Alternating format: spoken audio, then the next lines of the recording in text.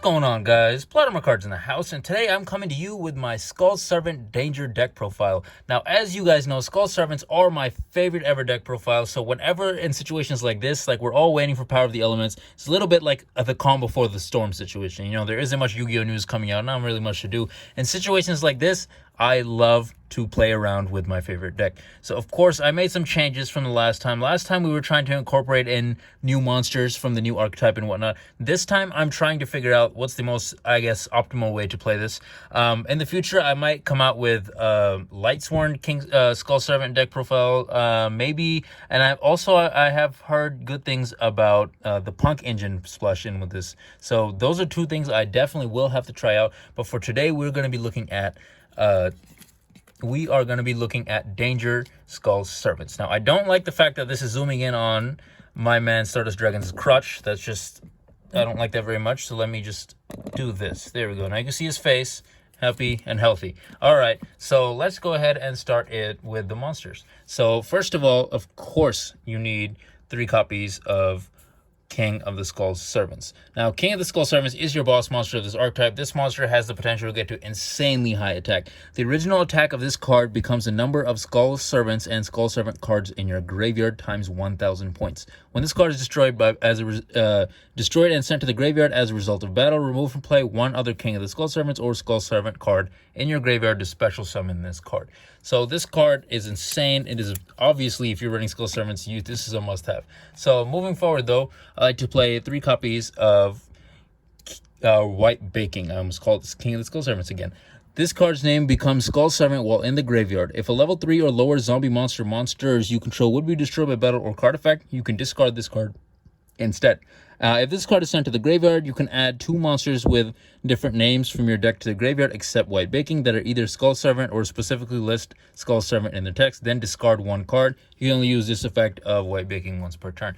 Now, this thing doubles as 1 protection, and secondly, when it gets dumped in the grave, it just pops off insane combos, and you want this in your grave, but you also kind of want it in your hand, so it works really, really well as both. Moving forward, though, I do like to play 3 copies of White Princess. Now, this is another card that doubles as a hand trap, as well as something that you kind of want on the field. This card's name becomes Skull Servant while it is in the graveyard. If this card is normal or special summoned, you can send 1 White Prince from your deck to the graveyard. Now, we'll be going into White Prince after this. You'll see it is an insane card for this deck as well. You can send 1 White Prince from your deck to the graveyard. During either player's turn, you can send this card from your hand or field to the graveyard. All monsters currently in the field lose attack and defense equal to their own level / rank times 300 until the end of this turn. So it works really well just to, if you end up in situations where maybe your opponent manages to bring out something that's a little bit stronger than what you got, it will help your Skull Servant only lose 300. Plus, it'll gain 1,000 since that is dumped in the grave. So it'll gain 700, and your opponent a lot of times will be reduced to almost no attack. So works really well and does help you OTK because you can use it on either turn. So next is the aforementioned White Prince. I like to play 3 copies of White Prince. And this card is also another must-have for this deck. This card is sent to the graveyard. You can send 1 Skull Servant and 1 Lady in White from your hand and or deck to the grave. So it dumps a bunch of cards in the grave. That effect is really good because it powers up your boss monster, obviously. But secondly, you can banish 2 Skull Servants and this card from your graveyard. Special summon 1 King of the Skull Servants from your deck. So insane searcher, guys. This card works really, really well with so many different cards. My favorite combo is using this thing, dumping it in the grave, then adding this and 1 other card. Maybe I want to add White Princess to go for the OTK. And then you can dump White Prince, triggering its effect, therefore dumping King of the Skull Servants and Lady in White in the grave. And then you can banish those 2, all the aforementioned cards into summoning your boss monster. So very good way to get out a very strong boss monster for this archetype. Next, of course, Lady in White. Lady in White is one of the cards that's mentioned on White Prince. Its effect is every face of level 3 or lower zombie monsters you control except Lady in White cannot be destroyed by battle and are unaffected by the effects of spell and trap cards. So this card is really, really good at protection, except for itself, obviously. This card's name is treated as Skull Servant while it is in the graveyard. So, second to last, I like to play 3 copies of Skull Servant. Now, Skull Servant is a must-have just because it works the best with White Prince's effect. You would need 3 to take advantage of 3 Right Princes, and so you don't usually want to see this in your hand. This is usually something you want to dump straight from your deck, but a White Princess effect also lets you dump it from your hand, but you kind of usually want to see it in your deck, so you can take full advantage of this deck. Right Mare is also another really good card for this deck. This card's name becomes Skull Servant in the grave. You can discard this card, then activate one of the following effects. Target one of your banished Skull Servant or White Mare, return it to the graveyard. Target one of your banished Lady in White or King of the Skull Servant, special summon it. So really good, especially with the combo I was explaining earlier. So if you're going to be banishing 3 in order to special summon the King of the Skull Servants, so what I like to do is after Right Prince has dumped these 2, I'm going to banish these 2 as well as White Prince in order to special summon my boss monster. Plus then I can discard this in order to special summon my banished Lady in White, giving my boss monster some protection, plus an extra 1,000 life points for dumping this in the grave. Or maybe if I need another 1,000 attack to finish, I can just take the Skull Servant that was banished, send that straight to the grave instead of special summoning my Lady in White, and that'll give it 2,000 extra attack, and a lot of times that is enough for me to OTK with the combo that I had mentioned earlier. Next are the just generic zombie monsters. I like to play 2 copies of Unizombie. You can target 1 face-up monster on the field, discard 1 card, and if you do, increase that target's level by 1. This card is insane because it's a tuner, so it gives you potential to make a lot of different level synchro monsters. And on top of that, if you level manipulate your opponent's monsters, you can screw them over sometimes too. You can target 1 face-up monster on the field. Monsters you control cannot attack versus turn except zombie monsters. Also send 1 zombie monster from your deck to the graveyard. If you do, increase that target's level by 1. So it works as Foolish Burial times 2. So you can dump 1 from your hand and 1 from your deck. So it really powers this deck up overall. I had to cut it to 2 just because I was trying to get this deck to exactly 40. So if I had the chance, the ideal ratio for me would be 3 of this, just because it pops off so many combos. But just because I'm trying to limit the deck to 40, I had to limit that to 2. Next, I'm playing 1 copy of Mizuki and 1 copy of Gozuki. Gozuki works as a kind of another Unizombie. During your main phase, you can send 1 zombie monster from your deck to the graveyard. And if this card is sent to the graveyard, you can banish 1 zombie monster from your graveyard, special summon 1 zombie monster from your hand. So that's why the second effect, the special summon 1 from your hand, is why I decided to run 1 of these over the Unizombie at 3. You can banish this card from your graveyard, then you can target 1 monster in your graveyard, special summon that target. So this is how you're going to bring back monsters from the graveyard most of the time. And it does work really well because it's usually pretty easy to get into the grave. Next, we're moving on to the Danger package. So I like to play 3 copies of Danger Bigfoot. Danger Bigfoot is a really good card, especially for this deck overall. You can reveal this card from in your hand. Your opponent randomly chooses 1 card from your entire hand, then you discard the chosen card. Then if the discarded card was not Danger Bigfoot, you can special summon Danger Bigfoot, and if you do, draw 1 card. So free special summon if your opponent doesn't destroy this. Plus, if you end up destroying one of the monsters that you want destroyed, which most of the cards in this deck you want destroyed, right? So it has potential to pop off insane combos plus draw you a card. And secondly, if this card is destroyed, you can target 1 face-up card your opponent controls, destroy it. So it works really well both ways, honestly. You can get annoying monsters out of the way, and you can special summon it, draw 1 card, and pop off additional combos. Next, I like to play 3 copies of Danger Thunderbird. Now, I'm only going to be playing level 8s just because I'm trying to go into the rank 8 combos that this deck has the potential to have. You can reveal this card in your hand. Your opponent randomly chooses 1 card from your entire hand. Then you discard the chosen card. Then if it was Danger Thunderbird, special summon it and draw 1 card. If this card is discarded, you can target 1 set card your opponent controls, destroy it. So this has the potential to destroy a face-up card. This has the potential to destroy a set card.